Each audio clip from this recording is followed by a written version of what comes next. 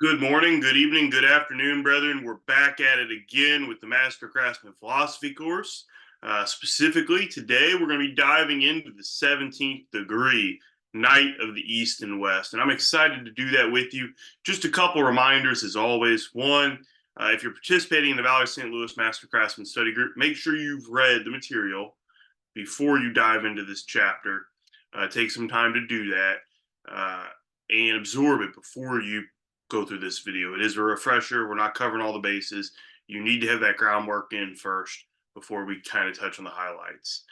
For all other brothers, we hope you enjoy it. Take it in, and let's dive in. Here we go, folks. All right, brethren, we're excited to dive into the 17th degree, Night of East and West, and begin our exploration of what is seen in some ways, at least in the text, as the first of the philosophical degrees of the ancient and accepted Scottish Rite, in the beginning of a course of instruction which will fully unveil to you the heart and inner mysteries of Masonry. This is a fantastic degree, a profound degree. For those of you in the Valley of St. Louis, it was worked on the floor in 2023 in full form. First time in about 5 years we were able to confer it on the floor. So we hope you were able to see it then. If not, that's not really an evergreen comment to make in a recording, but I'm sure it'll be happening again down the road. So this degree is kind of an interesting perspective on symbolism and begins a trilogy of degrees. The 17th, 18th, and 19th form a trilogy that explores the interactions of good and evil, the interplay of opposites, and the general end result of those actions. Bridge to Light tells us it's focused on two eminent patrons of Masonry. In the revised Pike version of the work, that is true in its truest pure form. That not so much, at least. It wasn't up until the revised Pike, and well, there were variations before that involved John the Baptist, but codification didn't come till much later. This has generally been a degree that would have focused on the evangelist. So in the revised Pike version, the variation you're going to see for the most part, it begins with John the Baptist and King Herod.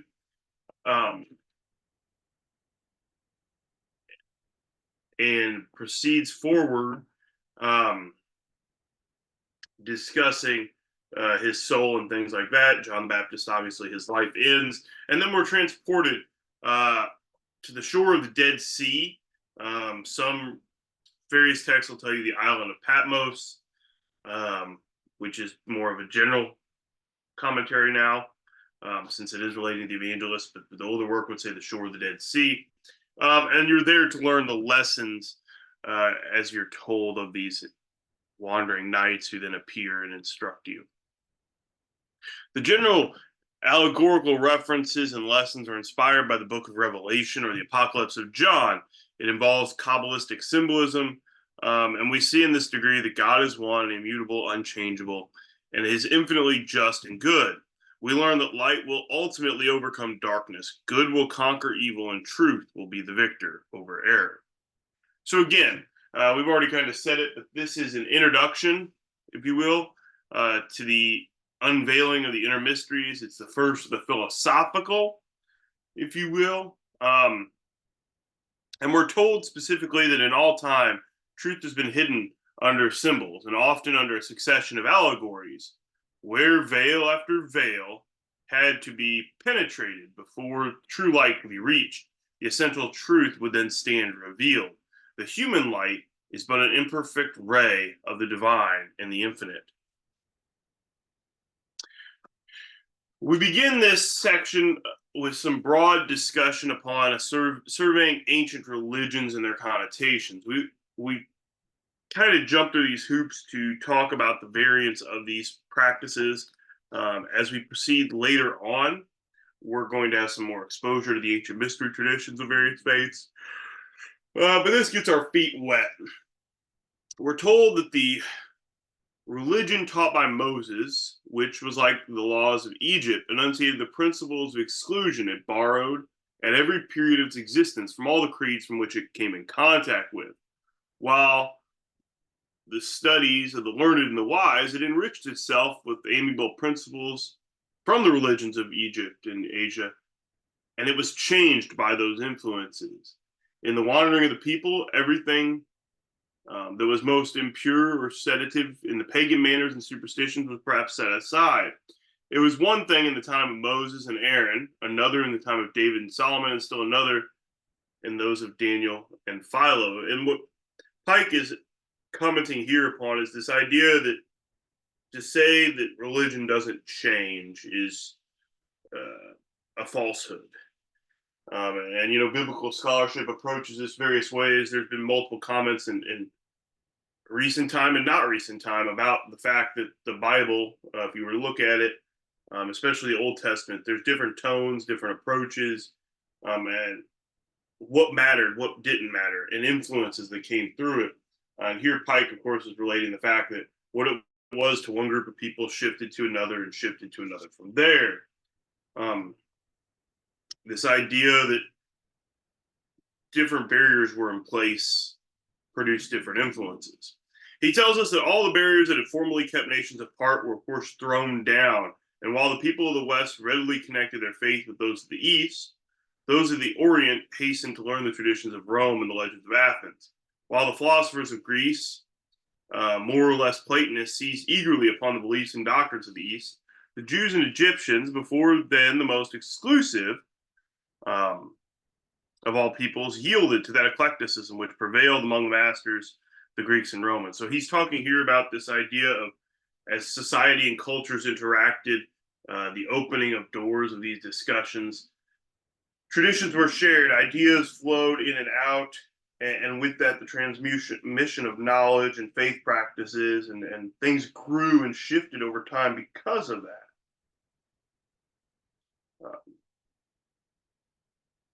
Which is kind of an interesting thing that he notes. Under the same influences of toleration, even those who embraced Christianity mingled together the old and the new, Christianity and philosophy, the apostolic teachings and the traditions of mythology. A man of intellect, devotees of one system, rarely displaced it with another in all its purity.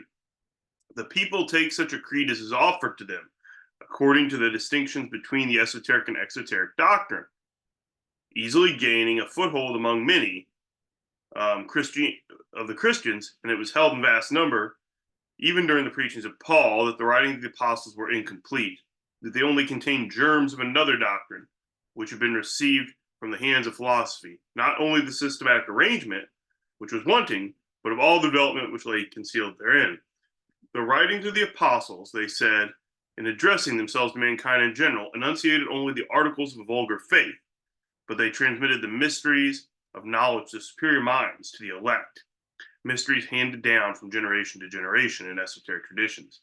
And to this science of the mysteries, they gave the name of gnosis. So Pike's here addressing this idea that, again, you have an intermingling of faith and traditions and ideas and concepts, and layers of information, if you will.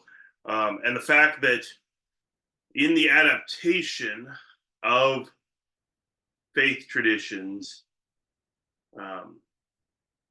people didn't adopt them all lock, stock, and barrel. They would keep some of their own ideas, their own influences, their own practices. And so there were always those lingering past commentaries and ideas. And here, this idea that the writings of the apostles, the writings said to be transmitted in accordance with what the teacher of Nazareth had said to the apostles and their actions, that they were not whole, that they were missing something, that there was more to it, that there was hidden knowledge. And this leads us to this idea of gnosis, or hidden knowledge, and Gnosticism. Of course, the Gnostics derived their leading doctrine and ideas from Plato and Philo, the Zendavesta and the Kabbalah, and the sacred books of India and Egypt. And thus they introduced into the bosom of Christianity the cosmological and theosophical speculations which had formed a larger portion of the ancient religions of the Orient, and joined those of the Egyptians, the Greeks, and Jewish doctrine, which the Neoplatonists had adopted in the Occident. Emanations from the deity of all spiritual beings, progressive degeneration of those beings from emanation to emanation, redemption and return of all to the purity of the Creator, and after the reestablishment of the God, were fundamental teachings of the Gnostics. It revived and combined the old doctrines of the Orient and the Occident, and it found in many passages of the Gospels and pastoral letters a warrant for doing so. Christ himself spoke in parables and allegories. John borrowed that enigmatic language of the Platonists, and Paul often indulged in incomprehensible rhapsodies, the meanings of which could have only been clear to initiates. It is admitted, of course, that the cradle of Gnosticism is probably to be looked for in Syria and even in Palestine. Most of its expounders wrote in the corrupted form of the Greek used by the Hellenistic Jews in the Septuagint in the New Testament. And there was a striking analogy between the doctrines and those of the Judeo-Egyptian Philo of Alexandria. Itself was the seat of three schools at once, philosophic and religious, the Greek, the Egyptian, and the Jewish.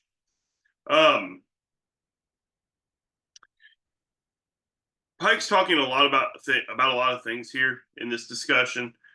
He's already talked about what Gnosticism is in its base sense, this idea of where it generated from and through. He talks here briefly about this idea that, some of these texts and the parables and things were written, the meanings of which can only be clear to the initiates alone. There's this idea, and it's in your notes, he talks a little bit about it, but the idea that the early Christian church preserved gospels secret, attested to those church fathers. Clement of Alexandria, of course, references a certain Theodore, who had a mystic gospel, which contained secret certain additions to the Gospel of Mark, which Mark himself added to the gospel after coming to Alexandria from Rome. The additions were said to only be read by those who've been initiated in the greater mysteries. One of the early, of course, ideas of secrecy of the church. Continuing this idea of Gnosticism, we consider this idea that Pythagoras and Plato, the most mythical of the Grecian philosophers, of course, the later heir of the doctrines to the former, they traveled to Egypt and formerly Phoenicia, India, and Persia, and the dominant doctrines of Platism were found in Gnosticism, that emanation of intelligence from the bosom of the deity, the going astray and error, and the suffering of a spirit, so long as they're remote from God and imprisoned in matter, the longing to attain knowledge and truth, to re-enter their primitive union with the being. All those things are covered in this discussion and pushed forward. Now, of course, some of this we can trace various strains, but these mystery traditions, this idea of connecting with the divine, we can see some of it in some Judeo-Greek origins, some Judeo-Greek connections. Philo, of course, who lived a century after other scholars, Astrobilius, who declared that all facts and details in the Jewish scripture were allegories and they concealed profound meanings. Philo followed that theory. He endeavored to show it, that their system was a system of allegories, that they were the true source of all religions and philosophical doctrines. According to him, the literal meaning is for the vulgar alone. Whoever has meditated on philosophy, purified himself by virtue, and raised himself by contemplation to God and the intellectual world, receiving that inspiration, pierces the gross envelope of the letter. They discover wholly different things in full.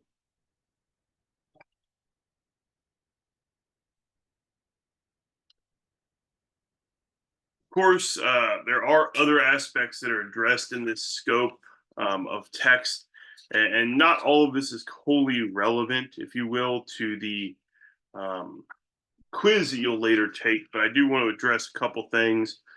Pike talks about the word being the creator, or the logos, and he says, of course, that to Philo, the supreme being was a primitive light, or the archetype of light, source whence the rays emanate and illuminate the souls.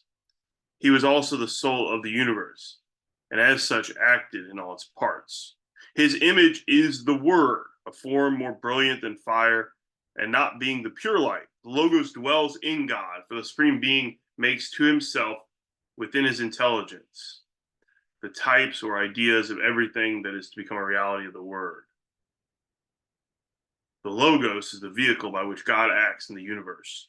and maybe compare it to the speech of man. I really would encourage you pay attention to that section. It's on 323, discussing the logos. Some very interesting commentary there for us to explore. Pike then kind of shifts again. We're talking about origins of different faith traditions, their impact, how they interrelate, and he addresses Asian and Egyptian influences. He talks a little bit about the Egyptian gods. In particular, he notes Hermes, who is representative of the intelligence or the word of God. Um, and there's some reference there that is said that Hermes, of course, the same with Enoch, had written of the mysteries of divine science and sacred characters, and those had survived the flood, those had lasted long after. Of course, we know Enoch, he erected 2 pillars, one to survive conflagration and another for inundation, with all the knowledge of the time. So comparison there as well. Pike then jumps into discussing the Zendavesta, and he talks about how a great number of the Jewish families remained permanently in their new country after the captivity, because of the level of education and possibilities in Babylon. And they, of course, even before they're released from their captivity, are going to become familiar with the doctrines of Zoroastrianism and Zoroaster, which is, of course, an ancient system of faith, still exists to this day, as a side note. And we're told, of course, as Pike goes on, that in the Zendavesta, God is in limitable time. No origin can be assigned to him. He is entirely enveloped in his glory. His nature, his attributes are so inaccessible to human intelligence that he can only be the object of silent veneration. Creation took place by emanation from him. The first emanation was the primitive light, and from that the king of light, Ormuzd, came. By the word, or Ormuzd, he created the world pure.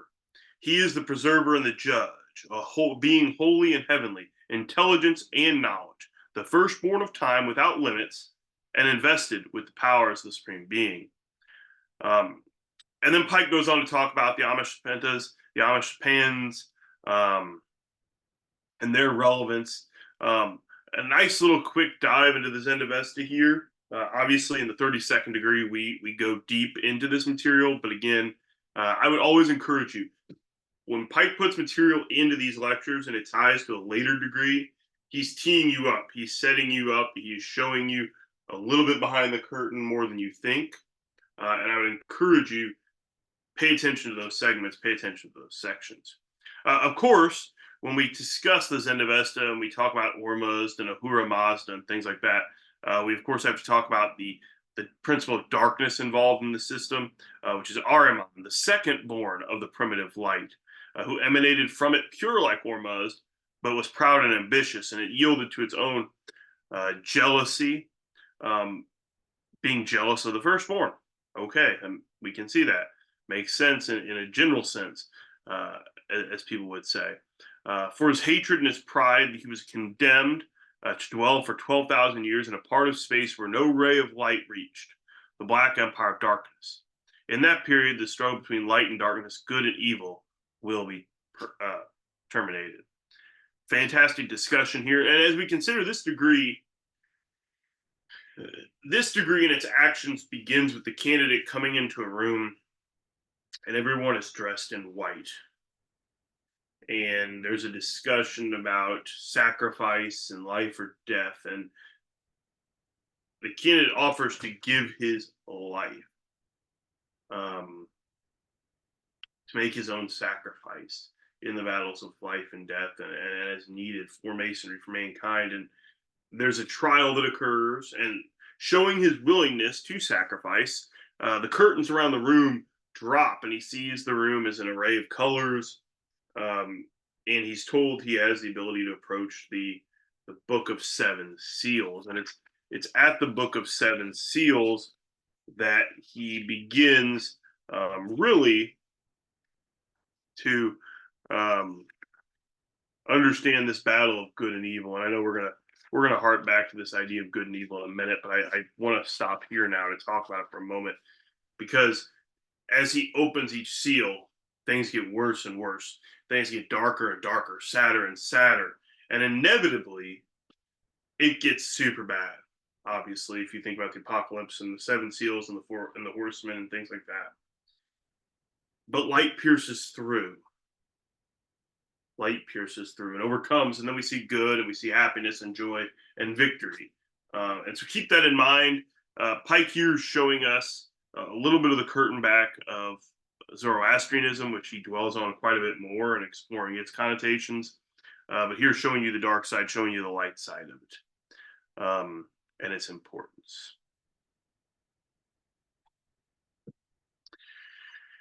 Of course, continuing our look at different other faith traditions, other ideas,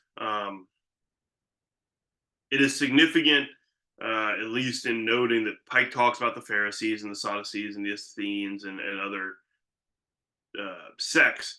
But what's notable is that Christ often spoke about the Pharisees and Sadducees, but he never once mentioned the Essenes between the whole doctrine. And of course, there's often said to be a great resemblance between his practices and those of the Essenes, and John the Baptist, even. And there's a lot of comparisons to that.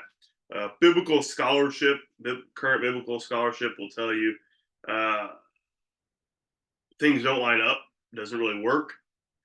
But yes, there are some similarities, but it doesn't exactly fit, if you will. But interesting comparison. Of course, Pike does take some time then after mentioning the fact that the Essenes really aren't discussed. He talks about John the Baptist and his history of his ministry and what he did and some of the things he taught and this concept and his life and his death.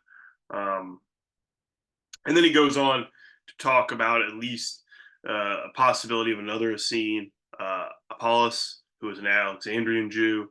And he shifts his tone then towards Christianity. Again, still staying on this whole thing of the Essenes, but kind of referencing how they meld with other things,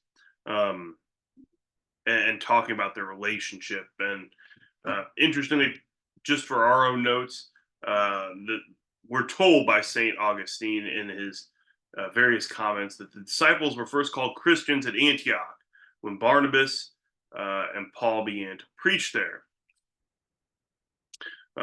And of course, their commentary and the practice of the Essenes and their relation to us, as well as their behavior. And I would encourage you to take some time to really dig deeply into this.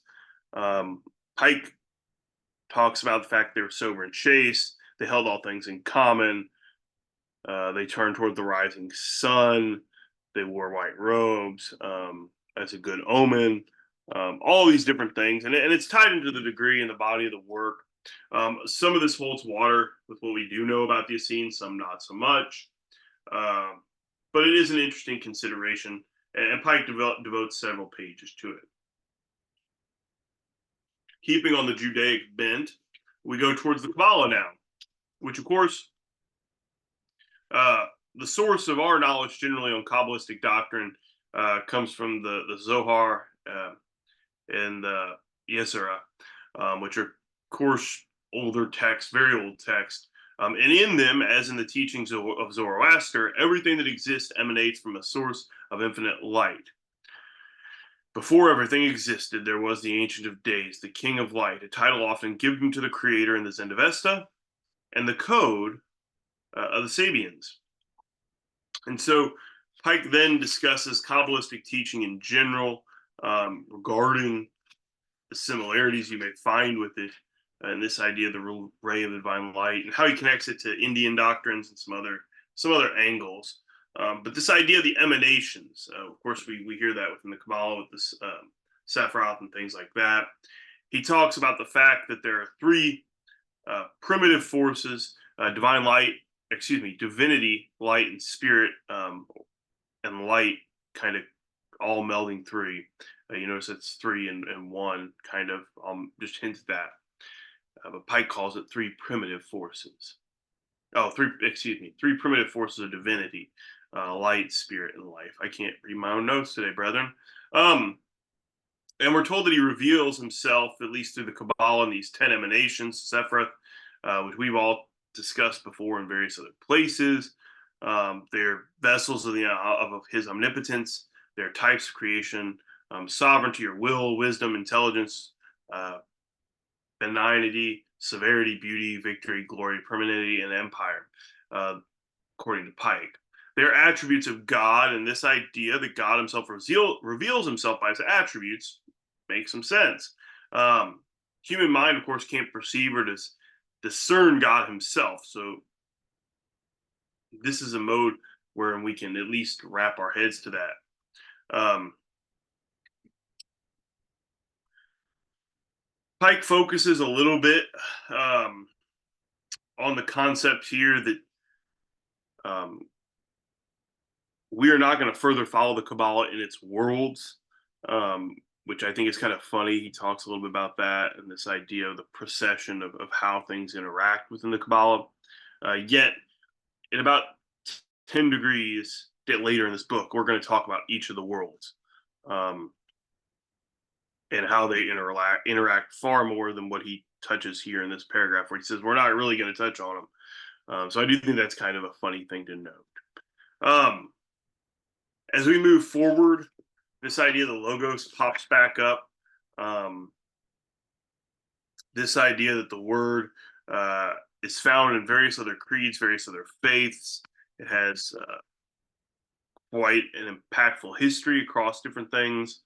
Um, and Pike specifically tells us that the Chaldaic and Jerusalem uh, Pharifists endeavored to render the phrase Deber Yehovah, the word of God, as a personality wherever they met with it. The phrase "and God created man" is in the Jerusalem Targum, and the word of Iwa or Ihuh created man. And so there's this talk about how God is referenced and this idea of the word of God and its emanation and its perspective. Now, we take a little bit of time here to discuss um, reading sections 113 through 118, which are at the very end of the text, where we talk about God being great, good, and wise. This idea that the Redeemer is the word of the Logos, the Ormond of Zoroaster, the Ensof of the Kabbalah, the Nous of Platonism, and he's the beginning with God and was God and by whom everything was made. In this degree, the great contest between good and evil in anticipation of the appearance of the advent of the Word or Redeemer is symbolized, and the mysterious esoteric teachings of the Essenes and the Kabbalists shown. Of the practices of the former, we gain but a glimpse in the ancient writers. But we know that, as their doctrines were taught by the Baptists, they greatly resembled those of the greater purity and more neatly perfect lessons taught by Jesus. Um, and not only in Palestine was a place full of John's disciples, uh, but his doctrines extended to Asia Minor and elsewhere by the mode of what he was teaching and the content of what he was teaching. And I think that's an interesting thing that Pike points out. He tells us that the old controversies of time have died away with the old faiths and they've faded into oblivion, but Masonry still survives, vigorous and strong as when the philosophy was taught in the schools of Alexandria, under the portico, or elsewhere. Those truths that were gathered by the Essenes and others from the doctrines of the Orient and the Occident, from the Zendavesta and the Vedas, from Plato and Pythagoras. Hence, we are called Knights of the East, because our doctrines come from both places. And these doctrines are the wheat sifted from the chaff, the truth separated from error. And Masonry is garnered in her heart of hearts, and through the fires of persecution, the storms of calamity, brought them together to overcome darkness. Good conquering evil, truth being the victor of error. These rejecting all the while the useless speculations of those other schools, thus becoming the religion and philosophy of Masonry. My brothers, this is the section to consider. I would encourage you to go back, take a little bit of time to look at Pike's interpretation of the Blue Lodge. Consider what Philo thought of the primitive light. Summarize what you think some of the differences in Jewish teaching on cosmogony are.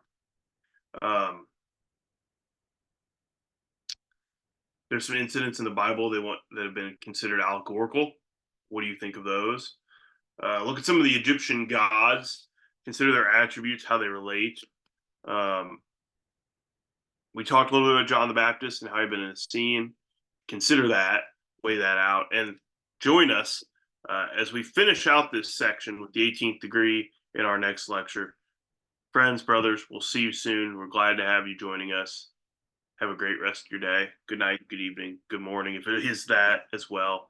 Hope you enjoyed this quick overview of the 17th degree and its lectures in morals and dogma for Master Craftsman philosophy.